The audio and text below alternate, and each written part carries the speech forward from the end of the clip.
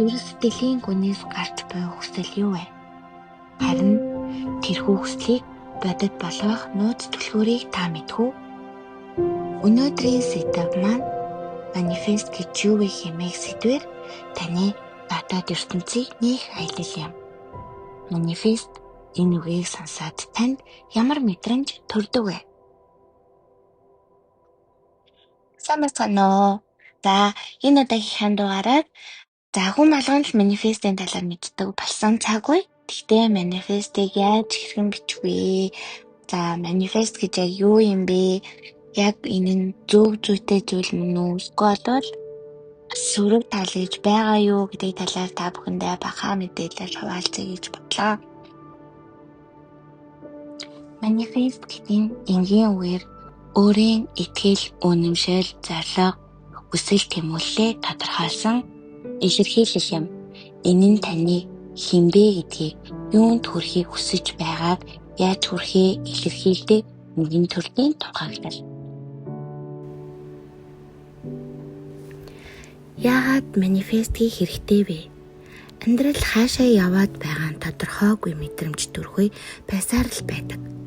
Харин манифест бол бидний дотоод дуудлага, жинхэнэ хүслийг тодорхой болгоход тусалдаг.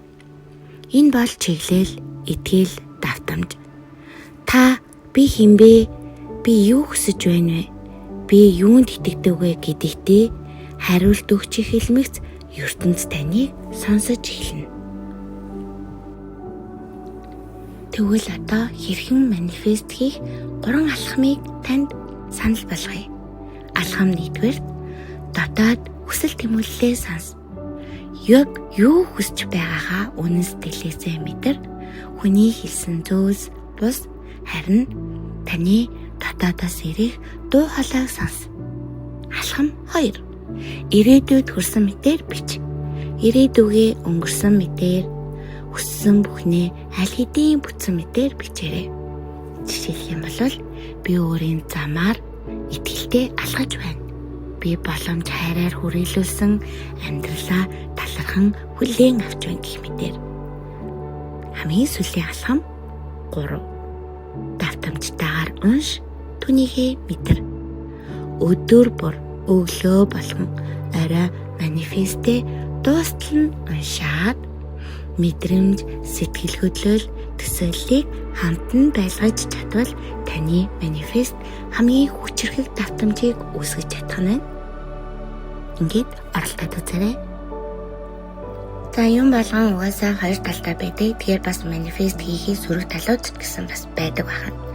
Хамгийн ойлгомжтой энгийнээр тайлбарлахад хамгийн их толгойрдог өөртөө тохиолдож байсан эрсдлүүдээсээ та бүхэндээ хаваалцъя. Хамгийн түрүүнд гэх юм бол ер нь бодит байдлыг ер нь хайхархаа болчдаг. Хэтэрхий их сэтгэлгээдээ итгэхдээ нөгөө бодит байдлын нөхцөл байдлыг ингээд үл тоох, асуудлыг шийдэх тийм бодит алхмыг хийхгүй хандлагатай болох гээд байдаг. За, мөн хоёрт гэх юм бол хүлээлт үүсдэг. Хүлээлт буюу сэтгэл гонсоож эхэлдэг. Манифест хийсний дараа ямар нэгэн богино хугацаанд үр дүн гарахгүй болвол юу гэдэг би бүтлгүй байна, би чадсангүй, би л болохгүй байна гэдэг өөрийгөө буруутаатай сэтгэл гонсоосон тийм буруутгалтай бас үлдэх гээд.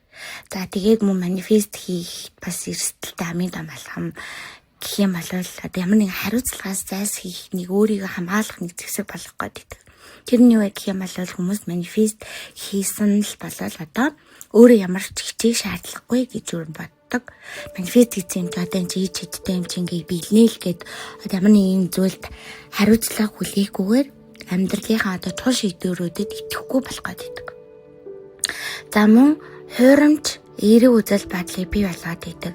Хүндрэл бэрхшээлийг дарах нуух зорилготойгоор өөрт тулгарсан тэр асуудлыг шийдэхийнхаа оронд зөвхөн эргээр сэтгэж байгаа мэт өөрийнхөө асуудлыг хуурж энэ асуудал тулам гүнзгий энэ асуудалтай нүүр тулах юм эрсдэл бас гардаг.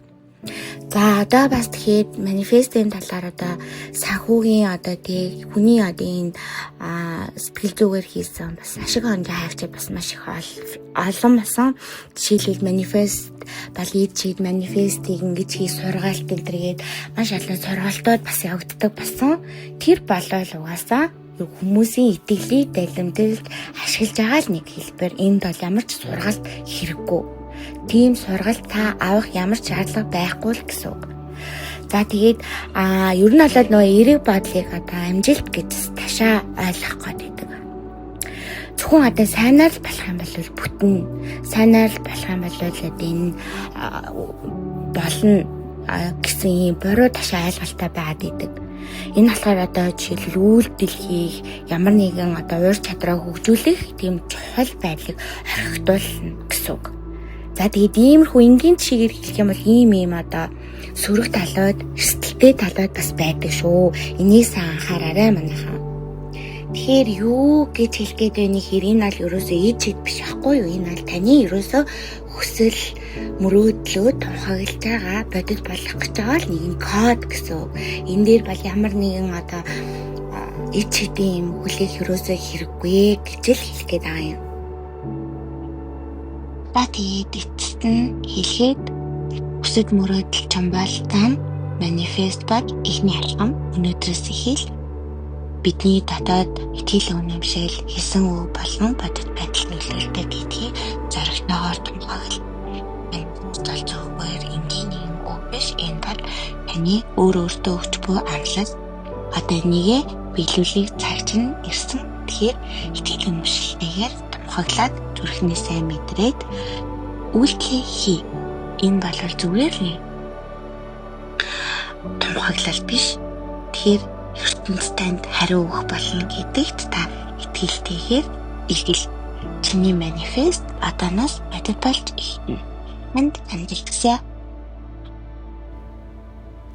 Та манифест хийж үзнэ үү? Үнэхээр үр дүнтэй байсан бол бидэнтэй хуваалцаарай. Хэрв анх удаа туршиж үзэх гэж байгаа бол яг одоо эхний өгүүлбэрээ бичээрэй. За тэгээд алдаа надад ирсэн зүйл байгаа хаа та нар минь авахыг нь аваарай. Мэдээжээрээ лайк, subscribe дарахаа битгий мартаарай. Дараагийн дугаар хүртэл түр баяртай. Өгийн сайхныг өөртөө хүртээе.